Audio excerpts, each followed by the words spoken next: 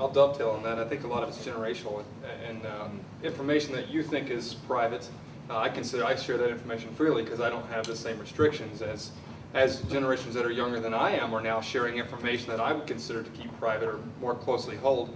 They're sharing this information freely and willingly over various media. So I think a lot of it's just generational in nature. This whole notion of privacy, what we consider private today is not what someone else would consider private 5 years from now. So I think a lot of the issues that we're talking about is more of sort of the old guard letting go of some of what they consider to be privacy, while the new guard that comes up, it's not private to begin with. They freely share this information, and their expectations to privacy are not what we define them to be. Well, you may also be surprised on how it cuts across generations. I mean, you ever hear a bunch of old people talking about their ailments and illnesses, there's not much privacy there. I think young people are less likely to talk about what hurts them than the older people. Okay. I think since the Terrorist Act was enabled, the population as a whole has lost all of its privacy. And to think of it in any different terms than that is incredibly naive. Every piece of transmission, computer-wise, telephone-wise, telegram-wise, goes through a central control that picks up words. And if the IRS is hot in one particular field, then in that port they'll use those words. If it's a terrorist situation in another, they'll use those words. So it's naive to think that it's already lost, not already lost. What can we do to counter that? I think there's three things. You got to have business not working on data for competition reasons to improve their bottom line. So some way or another you've got to nullify that so that information doesn't come back in negativism to the individual that has lost it, let's say. It's a hard problem. It's a problem we've got ourselves into that is going to be very, very difficult to change. If I take the point that was made, do we see that there is a point in time that we're going to get to that we're naive about now, is that we have no right to withhold any information. All things about us from DNA on should be public. Do I think it's right? In fact, they are public. I mean, Do I think it's right? No, it's not right, but is it true? Yes. Yeah. But I guess there's a question when we're playing here. Yeah. One is voluntary information. If I choose to use Facebook, I have volunteered to do that. If it's my medical records, you know, that's not necessarily a volunteer action. Should that also be available to every doctor, every research institution, anything, so that anybody who wants can look at my medical records, my DNA history, for the purpose of research without my knowledge?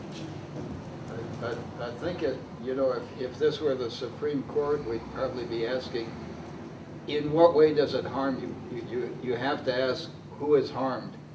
And we always assume that we were harmed if personal information got out. It could be secrets, it could be proclivities, it could be whom we vote for president. We've changed our attitudes on whether we're harmed by that information being released. There may be still some central core of information that does harm us, and that's, I think, what we have to concentrate on.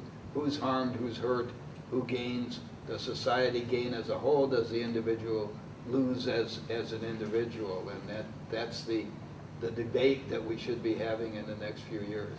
What's the benefit? What's the cost? So then the issue then, we would frame it as the greater good of society far exceeds the rights of an individual. In certain cases it may, but in certain cases the rights of the individual may exceed the benefit to society. And sure. That we have to determine. That if the individual, I mean, that was really the basis of not giving out medical records, because you may be harmed. in your role in society, you may not get a job because you have a disease. You may not be able to make a friendship or a romantic relationship because so you're definitely harmed by that.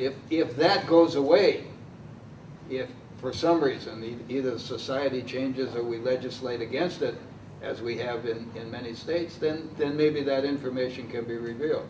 It's a question of who's harmed, who gains. So then we're saying is that only the court can decide who's harmed, I can't. No, society will decide. Oh, really? Yeah, I think. Okay. Okay, now we have one. How does the other panel look at that?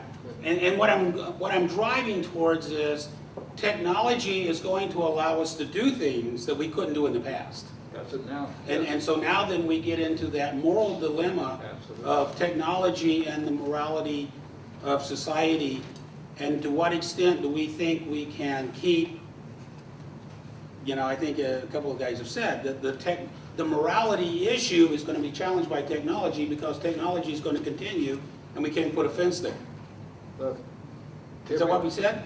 Yeah, I think so. What I'm saying is things go two ways. One, regulations come out of morals and ethics and laws, and also laws change because morals and ethics change. I mean, that's why we got out of slavery, that's why we got out of suppression of women's rights and other things, because things change.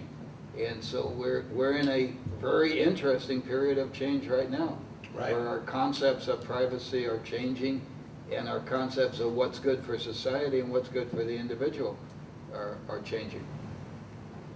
Okay. So, With that as a background in painting the future a picture, you don't want to pursue that with questions or go in a different direction, because we have a lot of aggregated knowledge and opinion up here. So, questions? Go. Just to tail on with what you're all discussing now, I mean, the fact that technology is going to change, and whether it's medical records or, a good example of that is your financial records right now. Go try to get a loan. People know all about you. I'm driving a rental car out here that I'm pretty certain will do 120 miles an hour, but I can't, not legally. I mean, even though this technology is going to be there, there's going to be controls in place. And that's what you're really talking about, right, is the controls that's going to regulate the improvements in technology.